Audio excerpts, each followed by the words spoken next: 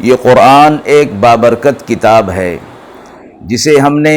آپ صلی اللہ علیہ وسلم پر نازل کیا تاکہ لوگ اس پہ غور اور فکر کریں اور تاکہ اہل فہم اس سے نصیحت حاصل کریں۔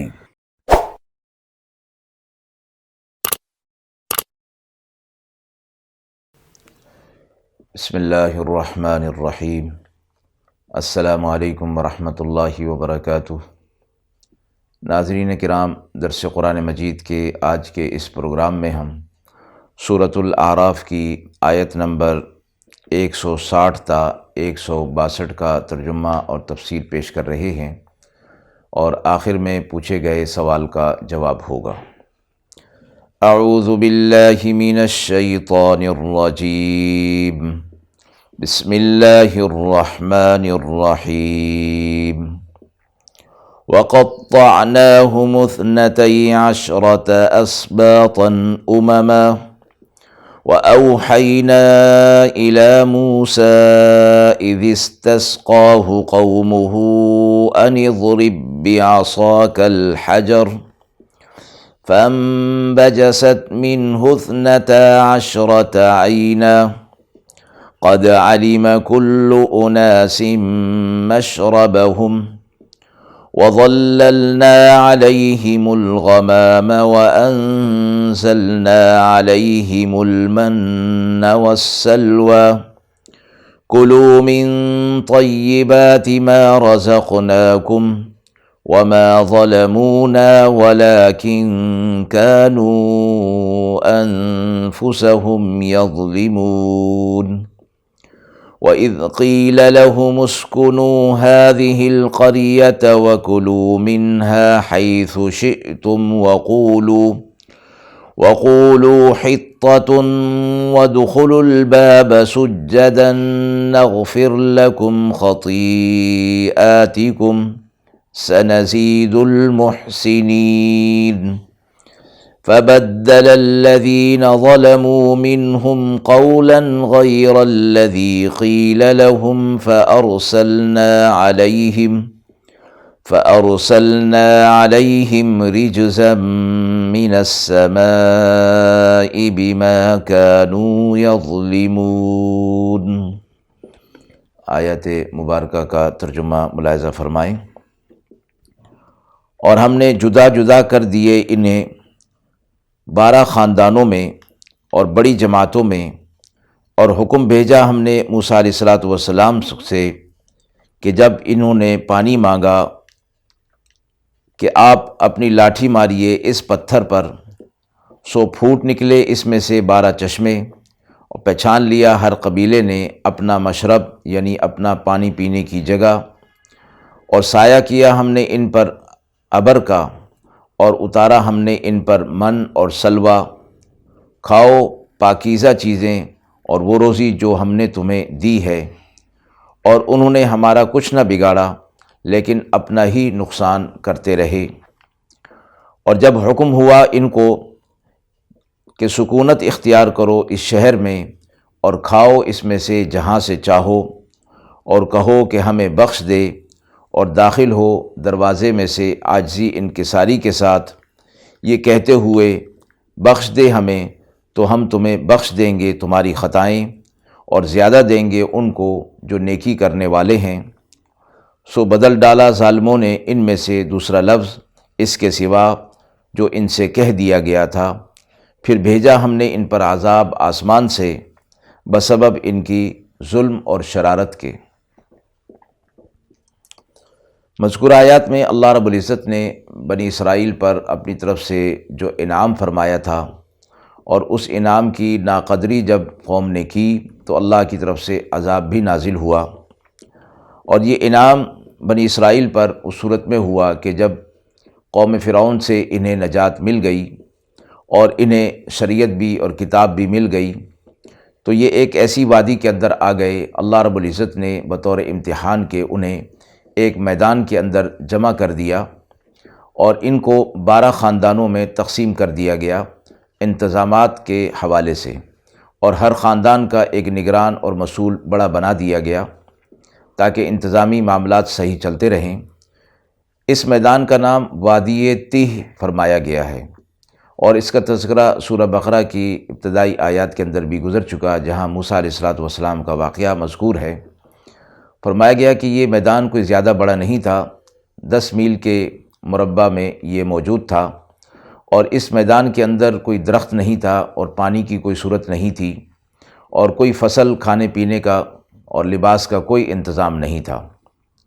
یہ لوگ 12 کے 12 خاندان جب یہاں سے صبح کے وقت اپنا سفر شروع کرتے تو اللہ کی طرف سے ایسی صورت ہو گئی تھی کہ شام جب ہوتی اور یہ پڑاؤ کرتے تو یہ اسی مقام پر ہوتے جہاں سے چلے تھے۔ تو 40 سال تک کم و بیش اس کے اندر یہ لوگ سرگرداں رہے۔ موسیٰ علیہ الصلوۃ والسلام کے پاس آئے اور کہا کہ ہمیں پانی چاہیے، تو اللہ رب العزت سے موسیٰ علیہ الصلوۃ والسلام نے دعا فرمائی، تو اللہ تبارک و تعالی نے انہیں فرمایا کہ ایک خاص متعین ایک پتھر تھا، اس پر اپنی عصا ماریے۔ تو موسیٰ علیہ الصلوۃ والسلام کے عصا مارنے کے ساتھ ہی اس پتھر میں سے 12 چشمے پھوٹ پڑے، اور 12 خاندان تھے، سب نے اپنا اپنا مشرب یعنی گھاٹ معلوم کر لیا کہ پانی پینے کی جگہ ان کی کون سی ہے، اور یہ پتھر ان کے ساتھ ساتھ چلا کرتا تھا۔ اسی طرح اس وادی کے اندر چونکہ کوئی درخت نہیں تھا کہ جہاں دھوپ وغیرہ سے پناہ لی جا سکے، تو اللہ سے دعا کی تو اللہ رب العزت نے ان پر ایک ابر کا سایہ کر دیا، اور جیسے جیسے یہ چلتے تھے ان کے سر کے اوپر وہ ابر بھی یعنی بادل بھی چلا کرتا تھا۔ اسی طرح پھر ان کے کھانے پینے کا سامان نہیں تھا، تو اللہ رب العزت نے ان کے لیے من اور سلوہ نازل کیا۔ من ترنجبین ٹائپ کی ایک چیز تھی جو درختوں پر اگتی تھی، اور اسے اگر پانی میں گھول لیتے تو وہ مشروب بن جایا کرتا تھا۔ اور سلوہ بٹیر کے لیے فرمایا گیا کہ بٹیر ان سے مانوس ہو گئے تھے اور یہ انہیں بآسانی پکڑ لیا کرتے تھے۔ اس طرح یہ من اور سلوہ کا نازل ہونا بھی عام حالات میں نہیں تھا، اللہ رب العزت نے ان پر اپنا انعام نازل فرمایا تھا، اور ساتھ ہی پھر انہیں یہ کہا تھا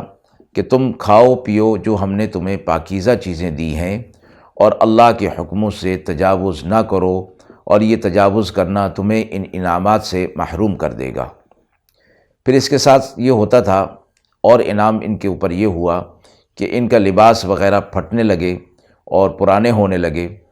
تو موسیٰ علیہ الصلوۃ والسلام نے پھر دعا کی اللہ رب العزت سے، تو اللہ رب العزت نے اپنا انعام فرماتے ہوئے ان پر یہ کرم فرمایا کہ ان کا لباس نہ پرانا ہوتا تھا نہ پھٹتا تھا، بلکہ جس جسم پر وہ لباس ہوا کرتا اس کے بڑھنے کے ساتھ ساتھ وہ لباس بھی بڑھتا رہتا تھا، نہ وہ پرانا ہوتا نہ وہ میلا ہوتا، نہ اسے بدلنے کی ضرورت ہوا کرتی تھی۔ اس طرح یہ لوگ وہاں رہتے رہے، لیکن اللہ کے حکموں کی نافرمانی جو ان کے اندر موجود تھی وہ سامنے آ گئی کچھ وقت کے بعد۔ تو اللہ نے فرمایا انہوں نے ہمارا کچھ نہیں بگاڑا، نافرمانی کر کے اپنا ہی انہوں نے نقصان کیا تھا۔ پھر جب وہاں رہتے رہتے یہ تنگ آ گئے تو انہوں نے پھر دعا کی کہ ہمیں یہاں سے نکالا جائے، تو اللہ کی طرف سے انہیں یہ اجازت مل گئی کہ وہ جہاں بھی رہنا چاہیں، جس شہر میں بھی جانا چاہیں وہ چلے جائیں۔ البتہ ایک صورت رکھی گئی کہ جس شہر میں بھی داخل ہوں، ایک تو عاجزی اور انکساری کے ساتھ داخل ہوں، دوسرا اس دروازے سے داخل ہوں تو یہ کہتے جائیں کہ ہم توبہ کرتے ہیں اور ہمیں معافی دی جائے، تو اللہ نے فرمایا کہ ہم تمہیں معاف کر دیں گے۔ اور جنہوں نے اللہ کے حکموں کی نافرمانی نہیں کی وہ نیک لوگ ہیں، جب وہ اس طرح کا کام کریں گے یعنی عاجزی اور انکساری کے ساتھ داخل ہوں گے اور اللہ سے بخشش طلب کریں گے تو ہم ان کی نیکی کے اندر اور اضافہ کر دیں گے۔ لیکن قوم نے یہ کیا کہ اس قول کو بدل دیا، بجائے اس کے کہ وہ کہیں کہ بھئی ہمیں بخش دے اور عاجزی اور انکساری کریں، اس کے برعکس انہوں نے عاجزی اور انکساری کے لفظ کو بدل دیا اور تکبرانہ انداز میں اس کے اندر چلتے گئے۔ اللہ کے اس قول کی انہوں نے پرواہ نہیں کی، اس حکم کی پرواہ نہیں کی، تو فرمایا ہم نے ان پر آسمان سے ایک عذاب نازل کیا جس پر یہ لوگ تباہ اور برباد ہو گئے۔ تو مراد یہود کے خاندان بنی اسرائیل کا یہ واقعہ قرآن مجید کے اندر ذکر کرنے کا، یہ مخاطب وہ لوگ تھے جو قرآن مجید جب نازل ہوا تو یہود جو موجود تھے ان کو یہ بتلانا مقصود تھا کہ تمہارے بڑے یہ کام کرتے رہے ہیں اور تم بھی انہی نسل میں سے ہو، اب تمہارے لیے بہتر یہ ہے کہ اس قرآن پر ایمان لے آؤ اور اس نبی صلی اللہ علیہ وسلم پر ایمان لے آؤ تو یہ تمہارے حق میں بہت بہتر ہو جائے گا۔ آیت کے حوالے سے سوال پوچھا گیا ہے کہ اللہ کی نافرمانی کے کیا نقصانات ہیں؟ جیسے کہ ان آیات کے اندر فرمایا گیا کہ اللہ رب العزت اپنے بندوں پر بغیر استحقاق کے اپنی نعمتیں نازل فرماتا ہے، اور انسان اگر اپنی ذات میں، اپنے ارد گرد میں، گرد و پیش میں یہ غور کرے تو اللہ رب العزت نے اسے کتنی ہی نعمتیں عطا فرمائی ہوں گی، اور جب ان نعمتوں پر وہ غور کرے گا تو اسے معلوم ہوگا کہ یہ سب نعمتیں تو میں نے اللہ سے مانگی بھی نہیں تھیں،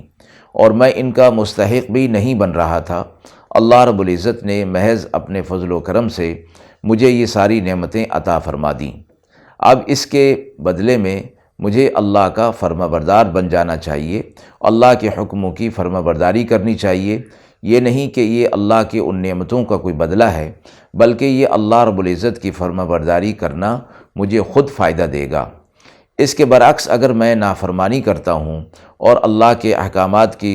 نافرمانی اور حکم عدولی کرتا ہوں تو اس کا نقصان کسی اور کو نہیں بلکہ مجھے خود ہی اٹھانا پڑے گا۔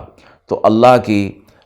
نعمتوں کا، اللہ کے احکامات کا انکار کرنا، تکذیب کرنا، کفر کرنا، جھٹلانا انسان کو خود نقصان کے اندر مبتلا کرتا ہے۔ اگر وقتی طور پر یہ نقصان اسے دنیا میں نظر نہیں آ رہا، لیکن آخرت میں تو بہرحال اس کا خمیازہ ضرور اٹھانا ہوگا۔ وآخر دعوانا ان الحمد للہ رب العالمین۔